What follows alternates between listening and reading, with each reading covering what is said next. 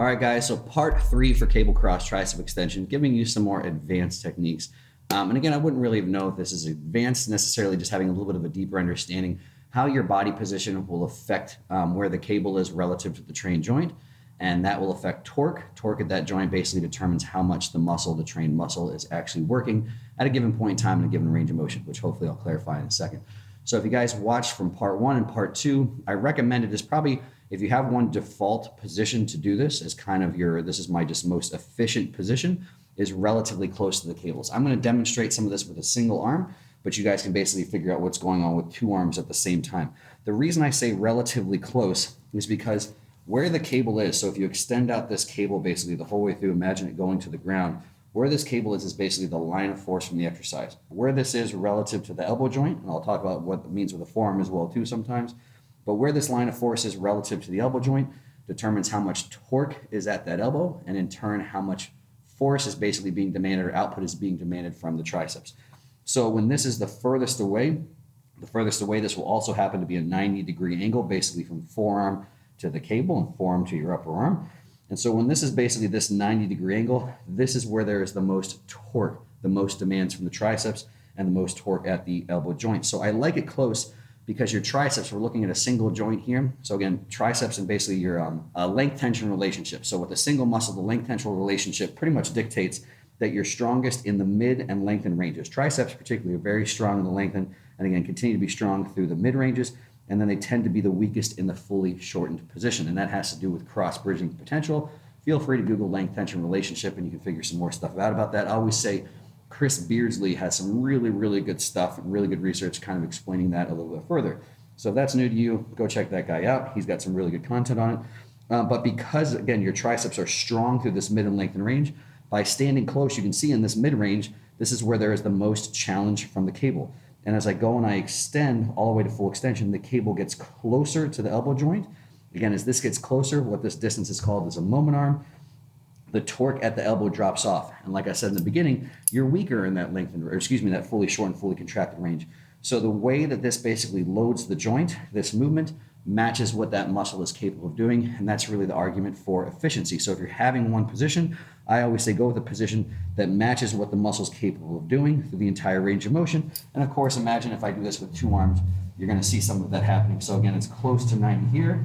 As I extend, again, imagine doing both arms at the same time. You can see that that's basically getting closer to the elbow joint. Now, the next question might be, can we actually change that and manipulate that for different goals? The answer is yes. So again, basically, as you stand further away, you're going to change that. So I'm just going to show again with 1, so it's easy. We'll do this one. As I walk further away from the cable, so as I stand back here and I go to full extension, what can you see now? So standing very far back, now this is the point where basically that cable is about a 90-degree angle to my arm, and I'm in full extension. So by standing back, you can intentionally overload that fully extended position. Again, if you're going to have this as like a meat and potatoes output movement that you're going to track over time, I don't think this is the best profile because, again, as I go right here, as soon as this cable and this line of force lines up through my forearm and passes straight through the elbow joint, there's pretty much no torque at the elbow joint now and no challenge to the triceps. As you guys can imagine, I can just sit here all day, and I can sit here all day with my tricep not really doing much, again, because there's no torque at the joint. So I'm strongest in this mid-range, and I have no challenge here, and I'm overloading that fully shortened position. So hopefully that makes sense why I wouldn't do these again long-term. But let's say maybe we have a goal where I want to fatigue that position first and then move into a position where you tend to be stronger. Like I said, if you start where you're weakest and move into where you're stronger, that can be a great way to do some sort of advanced extended set. In this case, that's technically a mechanical drop set. And all mechanical drop set means is you're changing the mechanics of the exercise to be able to extend the set. So typically, when I want to extend a set doing a drop set, I just drop the weight. Now this way, again, I would fatigue this position first to the point where like, crap, I can't do anymore, I'm done. Well, as I step forward, basically I'm making it now lighter in this position. You can hopefully see how that cable is closer there and further away in this position. So I'm moving to the point where I'm overloading it, where I'm stronger now. So I could continue the set here. So I'm able to extend the set using the same weight. So because I'm not dropping the weight, it's not a typical drop set. I'm extending the set by changing the mechanics. And again, really I'm changing the profile of the exercise. And as I walk even closer, I can do the same thing one more time. I'm making it even lighter in that shortened position. And now I'm starting to make it heavier as I get into that lengthened position of the tricep. So I would consider that an advanced technique. That would literally look like, so on paper, what would that look like?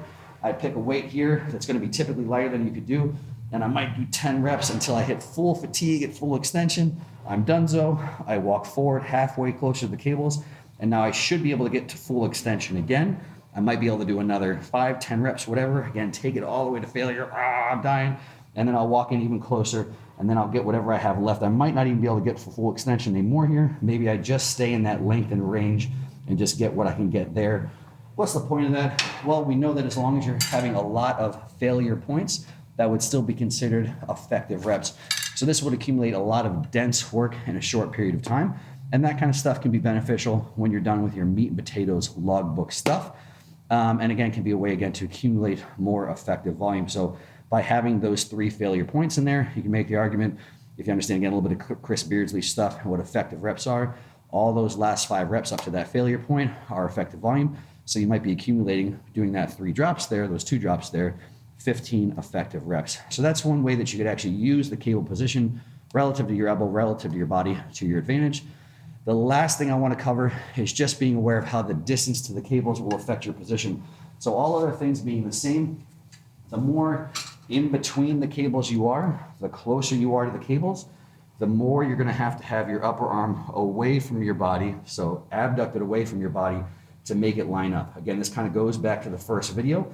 And again, I don't have everyone's cables at home. So if you have a very wide dual stack and you want to do this and you're in between them, you're going to have to be very flared out. And you're going to have to make sure that cable lines up with the upper arm. So this might look like what you have to do when you're at yours at home or your gym or whatever. And basically all other things the same. The further back you go, the more tucked you'll have to be to have that cable line up with the other arm. So those are a couple things to consider as well too, as how your distance relative to the cables and where that cable is relative to the joint. You need to change your upper arm position and your arm path, again, to match your position as well there too. So that's just a couple quick tips as far as how you can actually, it's not something you have to do all that. Someone's watching, do I have to do that every single time? No, it's an advanced tip. It's just a way to basically adjust things, again, to accumulate some more effective volume. And it's more just about knowing what's going on. As that cable moves relative to the elbow, relative to your body, things will change, and it's good to know what's changing, what position you might want to be in and why, and what's happening as you move into some different positions. So that's as quick as I can keep some advanced stuff. And if you have any more questions about all 3 parts of this series, get down in that comment section, get rowdy, ask me some stuff. I'll do my best to answer as many as I can. And as always, if you enjoy this series, please take action, like, comment, share with some friends, and I will continue to do this with different exercises until we've done it all and you guys are freaking swole. Until the next one, guys.